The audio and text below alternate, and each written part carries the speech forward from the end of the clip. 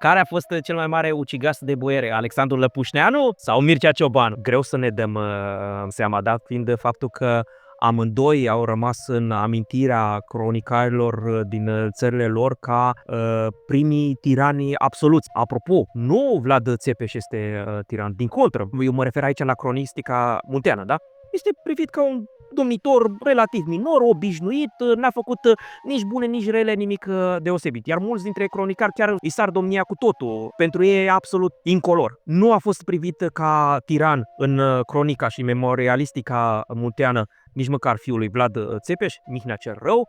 Da, a fost un rău asupritor a unor boieri, însă nu ca mare ucigaș. Mare ucigaș este Mircea Ciobanu, care și el tot din familia lui Vlad Țepeș este un străzăn nepot al acestuia. Și da, într-adevăr, Mircea Ciobanu este rememorat ca mare tiran pentru că a făcut actul de tiranie suprem, și anume acela ca în ziua de Paște, în săptămâna cea mare, în perioada de maximă pioșenie și de purtare frățească unul față de celălalt a creștinilor care se declară creștini, acesta și-a chemat boierii la palat, a închis porțile palatului și i-a omorât pe toți. Ceva asemănător a făcut și Alexandru Lăpușneanu.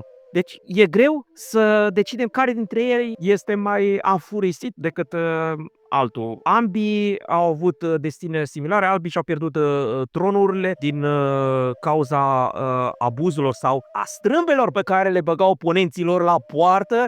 Deci acum trebuie să ne întrebăm cât dintre aceste abuzuri chiar s-au întâmplat, în dimensiunile și masa în care s-au întâmplat, și cât nu sunt decât exagerările dușmanilor lor care au scris respectivele cronici și care au făcut lobby la poartă, și de asta îi avem pe ei în cronistica otomană descriși așa și așa, deci îi avem descriși în cronistica moldoveană sau cea munteană așa și așa, pentru că trebuie să ne gândim și la posibilitatea aceasta.